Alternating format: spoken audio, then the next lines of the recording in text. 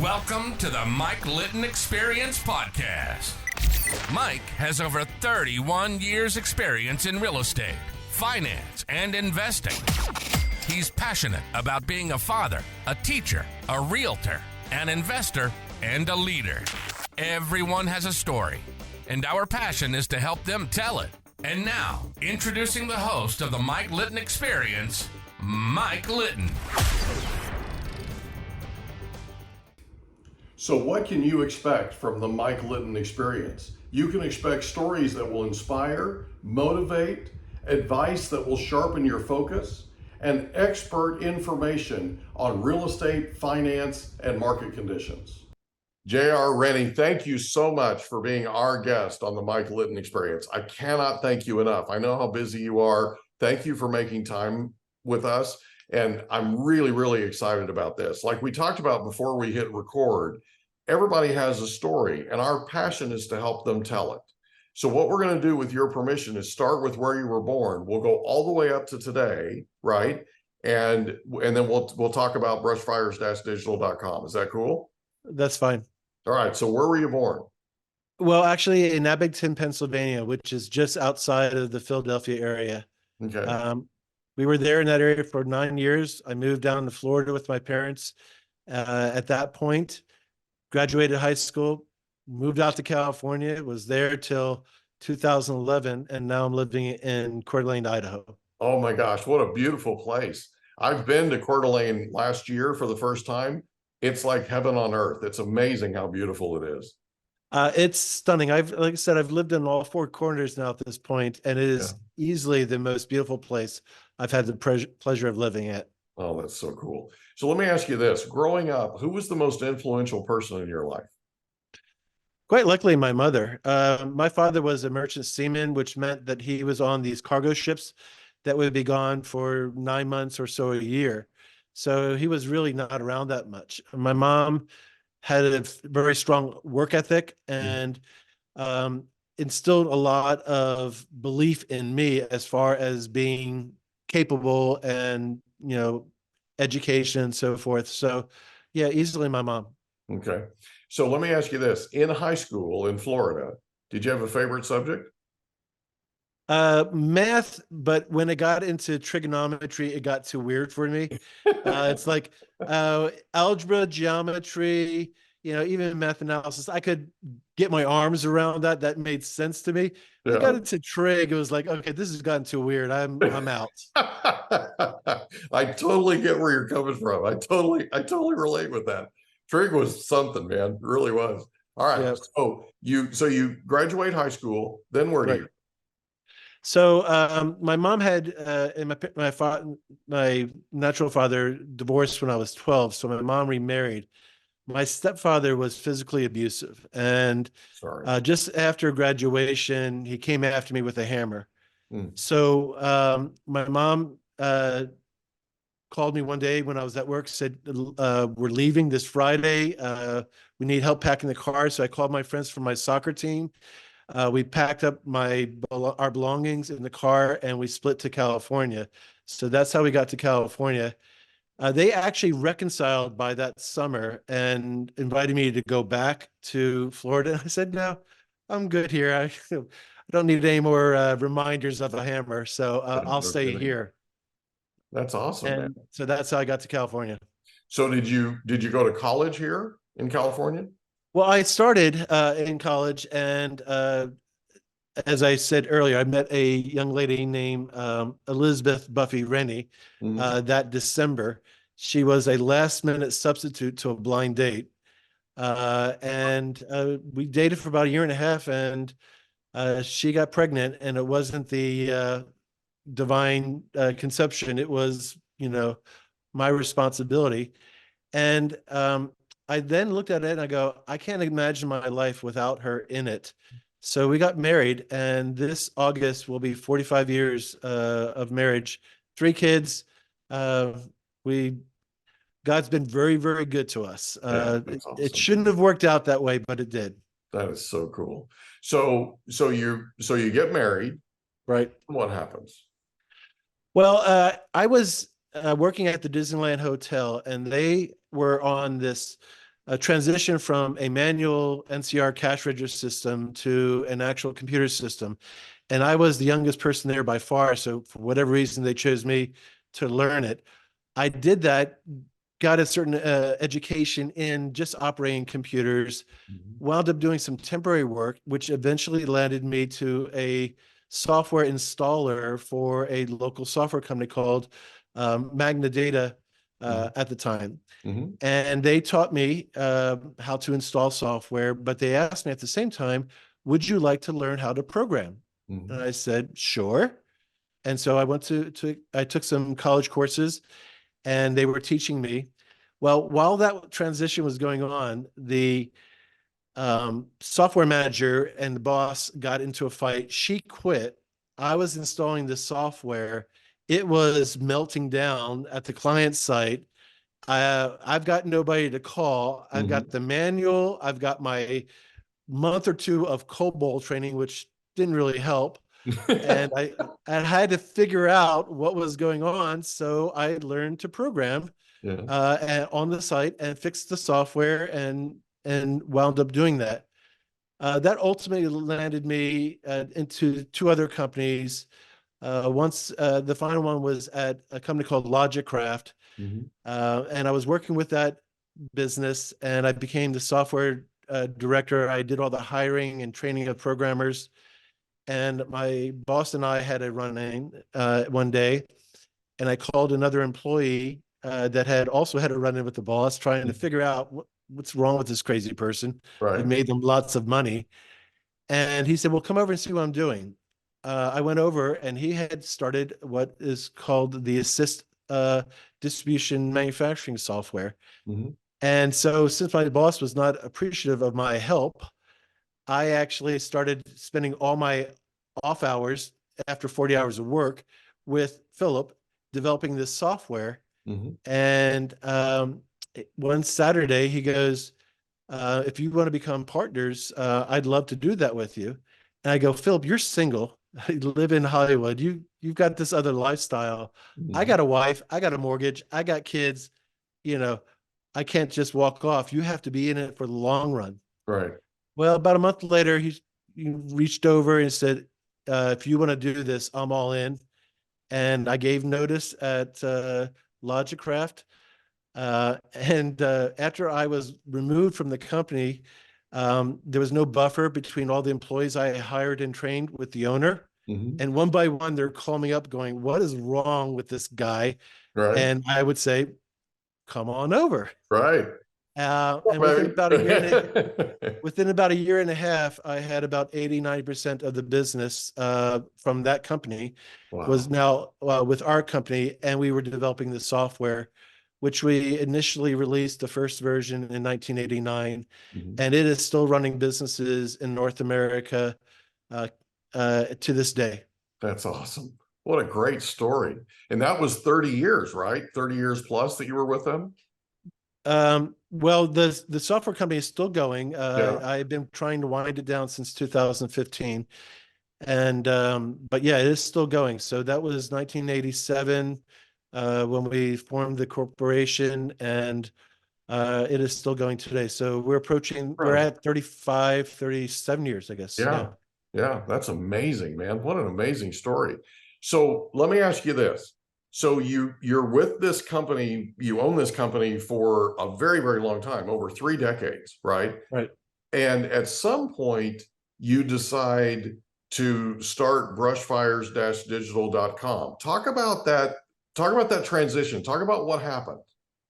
Okay, so I'm a born again believer, and this is not one of my better moments, but it's just the relationship that God and I have. It seems like so. At the end of 2014, one of my employees who had a substance problem finally got to the point where I couldn't deal with it anymore. I've been working with him for about 3 years, and I just couldn't deal with it, so I let him go. And by the time I realized, and we had gone through that process, and there was some legal action about letting him go. Anyway, by the end of 2015, we had lost our two largest customers, which he was responsible for, as a byproduct of that. Well, those two customers were 2/3 of my income into the company. So at the end of 2015, we experienced our only loss that we have ever experienced, and it was substantial. Yeah. And I did the math, and I go, well, I got employees, I got other clients that are still looking for software and depend upon us to keep their businesses running. Right. What are you going to do? And cut all expenses, still not enough. The last really significant expense was my salary. Yeah. So at the end of December 2015, I took my last regular paycheck from the company, and I'm sitting in a chair that I'm looking at right now, spring of 2016, and I say out loud, okay, God, I know you're in the middle of this. What do you want? Mm-hmm. And I wasn't happy because my plan was the company would continue to succeed. I continue to get a substantial paycheck until I hit my mid-60s, late 60s, and then I would start to wind it down. Right. And this was 7 years before that was supposed to happen, and I was not ready for it. Well, at the end of that year, I was writing a lot of poetry and short stories and articles, and just really diving into God. And at the end of that year, an acquaintance approached me and goes, hey, JR, I have this personality assessment program that I teach. I think you would be really good at it. Well, he already knew that where I was financially, and I've already cut all expenses. And the last thing I was going to do was pay for this course. Right. And I told him no. And later that day, I just felt this tug, do it. I go, really? Right. Do it? You know, anyway, so we wound up signing up for this program, and I was in it for about 2 weeks, and all of a sudden it just hits me. This has nailed me. I've done a lot of personality assessments, and I go, this has nailed me in a way that I have never, in a way that I can understand. And oh, by the way, since my wife was doing it, it's gotten her too. Yeah. So both of us, I go, there's something to this. So I was really engaged with it, and it was awakening things in me that were natural abilities and talents about understanding and developing people's abilities. And I really gravitated towards this. And about spring of 2017, I was sitting there going, all right, a byproduct of this process is coming up with a purpose statement, which is one sentence that says why God created you. And for our ministry, it's all about how you serve mankind. Right. And my purpose statement reads, I must strategically lead a gifted team to embrace the power of their God-given design for long-term positive results. And I was asking myself that question, well, do you really believe that? And if you believe that, and that's how you get closer to God, what are you going to do about it? And at that moment, the Brushfires ministry was conceived. Yeah. You're going to bring it to the church. This is what it was intended for. These assessments were intended for that. And so I needed to write the curriculum. I spent most of 2017 developing my skills and developing purpose statements and writing the curriculum. And in February 2018, we did our first live workshop, and we've been doing them ever since then, helping people to discover the purpose, living out my purpose statement through the Brushfires ministry. So if I'm understanding correctly, owning this company and dealing with the different personalities that you dealt with and the different, you had to interview people, you had to hire people, you had to fire people, you had, right? All those types of wonderful personnel management issues. Right. And I owned a couple of corporations for 18 years. So I kind of know what you're talking about. I've experienced a sort of baptism by fire, right? But it sounds like that prepared you, that God was preparing you, right? Preparing the soil, so to speak, to be fertile, so that when this hit, you were in the right place, needing the right type of thing. And all of a sudden now this is your mission. This is what you need to be doing. Like you've literally, it sounds like, been prepared by God your entire life for this. Exactly. Yeah. In fact, there was a dream that I had in 2001 that I can't go into, but it spurred a desire to figure out purpose and to really pursue that. And I wrote a a presentation in 2004 called "What Is Your Purpose?" And this has nothing to do with the purpose-driven life. I never read the book and still don't know anything about that. Right. But it was something that was on my heart. And when I sat down to write the curriculum, Mike, which was really interesting, that message that I gave back in 2004, along with articles that I wrote in 2011, 2013, along with some of these short stories and poems that I wrote during my grievance time with God in 2016. Right. All these things wound up coming into the curriculum. Yeah. It wasn't as if I had to start from scratch and figure it out. These are things that I would read in a devotion and I go, that's important. I'm going to photocopy that and just hold on to that. And when I sat down to actually accumulate the materials, I had these thoughts and these truths that I had been holding on to for years that created the curriculum. Right. God had been writing that curriculum through me all my life. Yeah. It wasn't until 2017 that I actually realized what he was doing and accumulated it and produced the final product. Yeah. So I have a firm belief, and I just want to run this by you. I believe that God puts us through trials and tribulations to prepare us to come alongside other people in the future that go through the same type of thing. And we can put our armor, it prepares us to put our arm around them and say, this is how I got through what you're going through. Yes. I would modify that just slightly. God doesn't put us through it. God allows it to happen in our lives because we live in an evil world and terrible things happen to people. Right.